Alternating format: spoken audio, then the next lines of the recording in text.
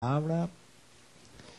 E é uma honra para mim poder dizer, novo deputado, tem a palavra o novo deputado Antônio Baumann. Algum dia eu queria ser deputado, mas sem ter que disputar a eleição.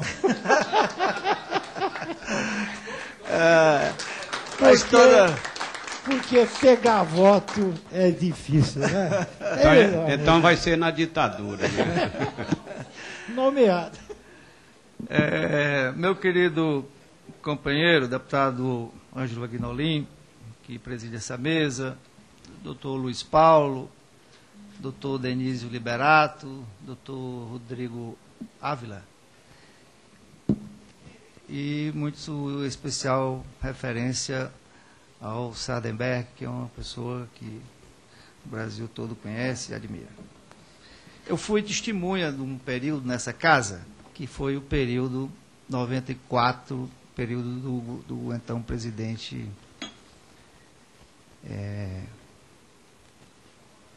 99, né? 95, 99, isso. Que foi o período do então presidente Fernando Henrique, ele logicamente como um bom tucano que era, e a gente sempre teve um grande entusiasmo naquele período. Trabalhávamos então com uma fração do PSDB, que era uma fração importante do PSDB, né? Então o governador Tasso, depois o governador Ciro, então todos alinhados naquela grande entusiasmo de finalmente ter um país que desse perspectiva a tantas soluções que eram necessárias e a visão mais dedicada a um grave problema brasileiro, que era das disparidades regionais, já que nós então militávamos lá no Nordeste brasileiro. Foi ministro da Fazenda num momento crucial, né? Muito difícil. Bom, mas e logicamente hoje a gente compreende que cada governo botou uma pedrinha mais ou menos importante, mais ou menos angular, mas botou uma pedra importante na construção da ansiedade nossa que tem um país moderno, um país de primeiro mundo. Afinal de contas, um país continental como o Brasil, que tem todas as potencialidades necessárias para essa transformação, infelizmente ainda hoje convive com mazelas que são insuportáveis para um país como o nosso. Mas se nós tivemos aí aquelas conquistas que o Sardenberg, num resgate histórico, como um testemunha vivencial do período, com tremenda precisão colocou, nós temos que também compreender que o período pós-Lula trouxe para o Brasil conquistas que era sequer sonhada na época. E eu diria que a ambiência econômica que o Brasil vive hoje, os seus parâmetros, as suas condições, como colocou o doutor Denísio, realmente reflete a realidade de um país totalmente diferente, com conquistas extremamente importantes para esse novo período.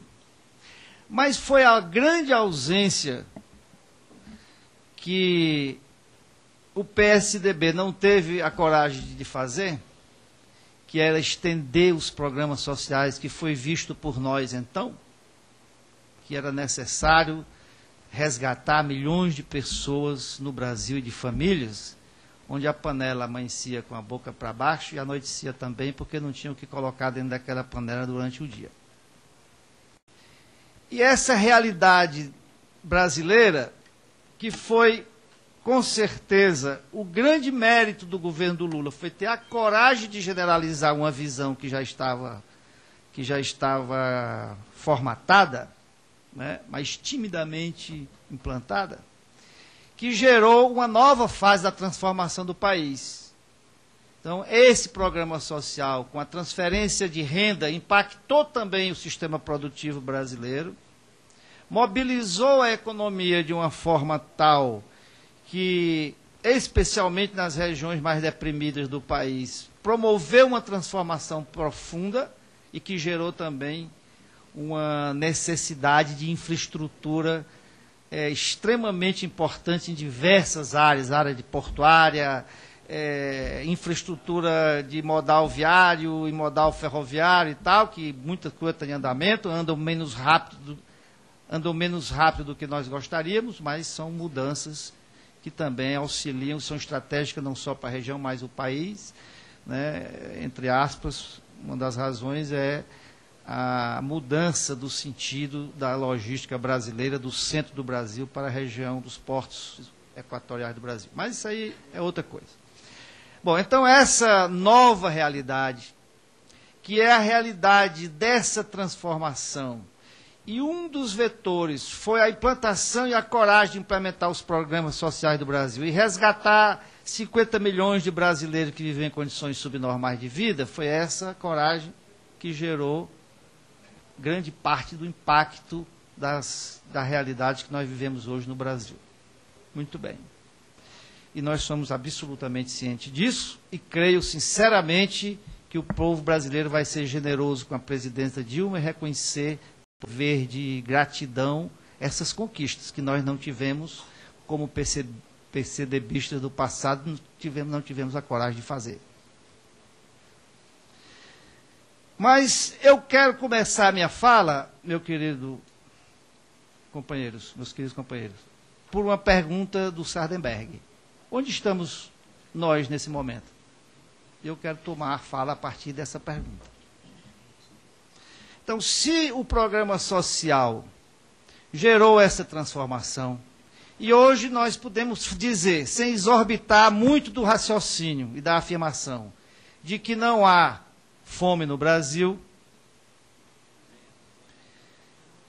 e isso nós vemos por onde a gente passa, não há mais o Nordeste brasileiro mesmo, não há aquela fome atávica, aquela coisa inaceitável, terrível que existia no passado. Por outro lado, nós temos que compreender que hoje a juventude brasileira está na rua, expressando uma profunda ansiedade. E essa ansiedade que está hoje mobilizando e é o centro da energia da juventude brasileira nas suas manifestações, essa não é a ansiedade promovida pela fome. Não tem ninguém com fome na rua protestando. A fome hoje é do sonho. A fome hoje é da qualificação do jovem. A fome hoje, embora tenhamos tido avanços profundos nesse período, mas a necessidade de qualificar a nossa escola. Então, essa fome, inclusive, está previsto, resgatando a velha teoria da hierarquia das necessidades do psicólogo americano Abraham Maslow, que diz claramente que quando a sociedade ou o ser humano satisfaz uma necessidade básica, ele não tem mais a angústia de saber o que é que vai comer naquele dia, ele desloca a cobiça dele, a ansiedade dele, o interesse dele para a faixa seguinte. Essa é onde nós estamos hoje. E essas questões são tão evidentes que nós precisamos pegar essa discussão e nos virarmos para a situação social do Brasil hoje. Que eu fico muito admirado que as discussões não são tão frequentes nesse tema. Cada capital brasileira, nós já dissemos isso hoje de manhã, e felizmente hoje a mídia brasileira começa a falar nesse tema, né, em função da grave ameaça, que é essa questão hoje, mas cada capital hoje, e isso está entrando pelo sertão adentro, morrem milhares de jovens assassinados a bala entre 17 e 25 anos, e esse jovem que mata e que morre não está nessa estatística de desemprego. Esses 4,5% aí, ele não está, porque a estatística de desemprego identifica quem está procurando emprego. Esse está perdido. Esse está buscando R$5 para comprar a pedra de crack dele e buscar a felicidade dele de 10 minutos na lombra da droga. Esse é o fato hoje que nós temos no Brasil. Com todas as conquistas que nós tivemos, essa é a realidade brasileira hoje. Então, essa ansiedade nova, que não é mais a fome que causa, mas é a busca de novas de novas motivações, ele quer agora comprar moto, quer comprar uma roupa mais sofisticada, quer ter o dinheirinho para fazer a diversão dele e tudo mais. Quem promove a solução desse problema não são programas sociais mais. E aí é o salto que a presidenta Dilma tem que concluir na proposta dela para o próximo período. Quem promove a solução desse novo nível de ansiedade é o sistema produtivo. É uma indústria brasileira que hoje está se sucateando, competitiva, incorporadora de tecnologia, partindo agressiva para o mercado, para a conquista dos mercados internacionais, quer seja a China pode estar mais ou pode estar menos, pode estimular mais a economia dos países emergentes, mas certamente são os países mais preparados que se impactam menos com os problemas e as flutuações do macroambiente mundial. Esse novo momento é o momento que vem pós a pergunta do Saderberg. Onde nós estamos neste momento? Nesse momento, nós temos que nos preparar para o segundo momento, pós-programa social. E aí nós temos que liberar o sistema produtivo para ser competitivo. Porque quando a China devora os produtos básicos do mercado mundial, nós vendemos minério de ferro e importamos aço. Como anteontem mesmo eu estava vendo uma empresa cearense importando aço da China, do minério de ferro que nós mandamos para lá. Assim vale para carne, assim vale para soja e vale para todos os outros produtos básicos. E na hora que o empresário brasileiro, micro ou pequena empresa, grande empresa, pega uma matéria-prima brasileira e vai agregar valor, ele já está fora do mercado porque ele não tem condições de competir. E hoje a ansiedade dele, o empresário brasileiro sofregamente procura competir com o produto que vem lá de fora do nosso próprio mercado, o que é mais grave. Ora, se eu estou comprando um produto feito na China por 1000 razões, ou na Indonésia, ou na França, ou onde for, eu não estou gerando o emprego no Brasil. Nós estamos gerando o emprego do país que exportou. E hoje nós vivemos admirados que os produtos feitos nas feiras do Nordeste brasileiro, eu encerro já, presidente, não são mais feitas pelas mãos habilidosas e talentosas das mulheres do Nordeste brasileiro. É feito pelas mãos das mulheres lá da China, da Indonésia, do Vietnã e de outros países que colocam o produto nas feiras do Nordeste brasileiro, porque a indústria brasileira não tem mais condições de fazer. Motivados, e eu quero deixar registrado, por uma burocracia infernal, que foi comentário desse seminário hoje de manhã, e avassalado por uma matriz fiscal tributária que não tem espelho no mundo. Não tem espelho no mundo, não tem nada parecido no planeta.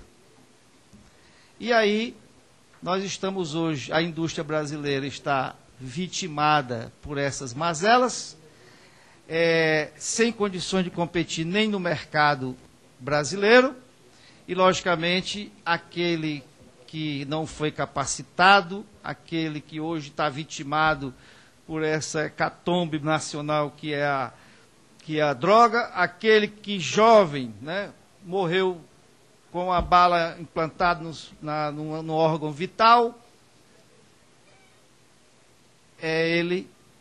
esse emprego faltou para ele. Essa possibilidade de se incorporar no novo sonho faltou para ele. E esse é o passo que nós temos que fazer seguinte. E eu creio que todos que tenham um plano para o Brasil, para essa segunda fase, tem que incorporar essa preocupação. Porque onde é que nós estamos nesse momento? Nós não vimos a resposta seguinte. E essa resposta, a pergunta que o Saderberg fez, nós temos que fazer isso para o país. Obrigado, presidente. Me parece que deixou aqui um registro de duas questões que já foram debatidas pela manhã e serão, naturalmente, aprofundadas da parte da tarde. Me parece que é o CIPOAL, o famoso CIPOAL burocrático, né, que emperra as ações em razão das exigências excessivas, e a outra é os tributos, que também dificulta, me parece, a competitividade. Mas nós temos aqui agora a inscrição do Júlio César, inscrição do deputado também, o Biali.